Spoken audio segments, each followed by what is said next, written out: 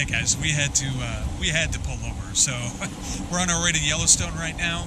This is the Wine River. Yellowstone's about 100 miles from where we're at right now, and man, look at the color.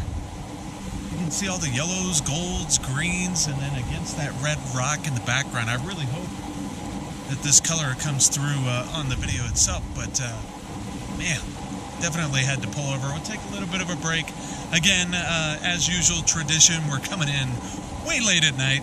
We'll be in 8 p.m., so setting up camp again in the dark, but you know, when you're not really on a schedule, good things happen, so pretty cool. We'll see you guys in the next part of the trip.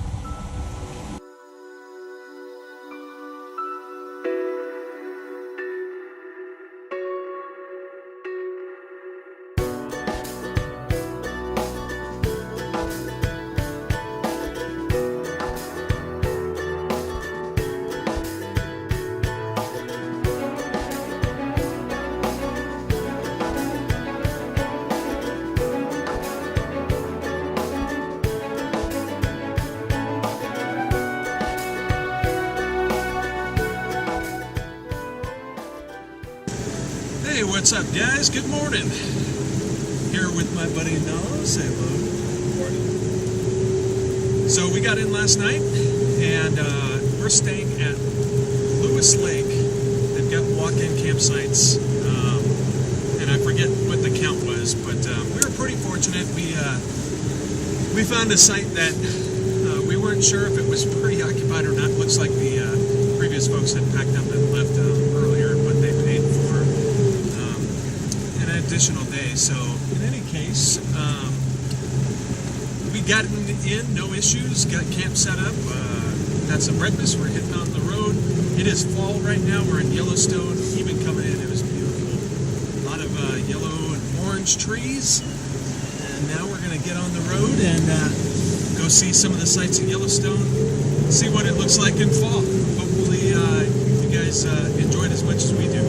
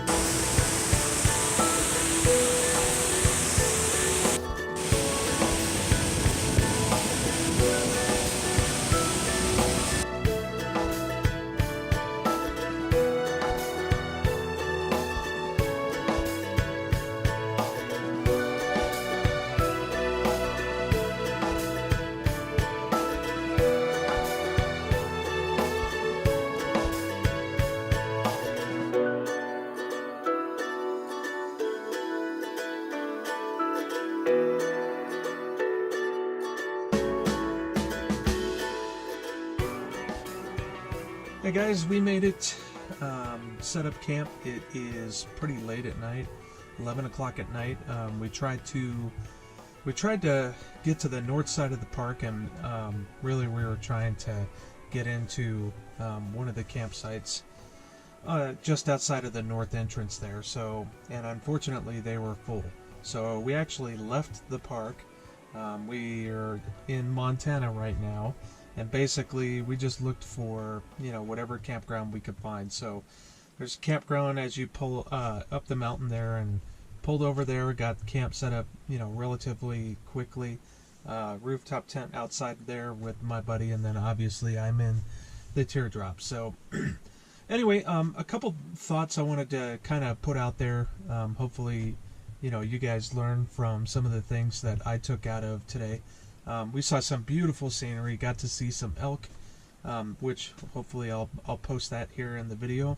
And then, you know, beyond that, deer and tons of the hot springs, the hot sulfur springs, geysers. We did see Old Faithful. So overall, just, you know, a really pretty good time. One of the things about visiting Yellowstone in fall is, you know, there are pros and cons. So the pros are it's far less crowded in fall. Plus, you get a lot of those colors, like the yellows and golds from the aspen trees and things like that. The downside is a lot of the shops and things like that are actually closed pretty much until spring. So you can still get gas and things like that, and actually over by Old Faithful, which we did get a chance to see as well, many of those shops are actually open, but pretty much throughout the entire rest of the park they are not open. So something to consider. And then beyond that, wildlife actually. So, you know, when I was out here 3 years ago with my dad, you know, we saw tons of buffalo. This time we did get the chance to see a buffalo, and hopefully I'll post that in the video here too. But you know, last time we had herds of buffalo. Now the cool thing is I did get to see, you know, a little bit of elk on this trip too. So that was awesome. And you know, overall, I think fall is a really great time. You're not fighting as many crowds. Parking is a lot easier. But then again, you know, a lot of the roads are under construction. Some of the trails were not open at all, even though the weather's actually, you know, been cooperating for us. So in any case, just some thoughts to consider for you guys there. That is the end of the Yellowstone portion of this trip. Tomorrow we're off to Glacier. We'll go check out what Glacier has to offer, which, you know, I've been up there in the past. It's absolutely beautiful. I know recently there were some fires there, so unfortunately, you know, very tragic, and I'm not sure where those fires are, but we'll go take a look at that. Should be interesting to see if the leaves are still on the trees and we get to enjoy the fall colors in addition to that beautiful, you know, aqua blue glacier water that runs off of it. And then from there, the plan is to go to Coeur d'Alene, Idaho the following day, and then to a place called the Dalles along the Columbia River.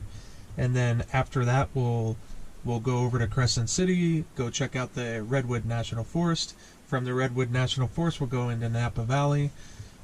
This is all just a general guideline. One of the beautiful things about having the ability to, you know, be so portable with the rooftop tent and with the teardrop is, you know, those plans can change. But right now, that is the plan. So stay tuned. We'll see you guys in the next part of the trip.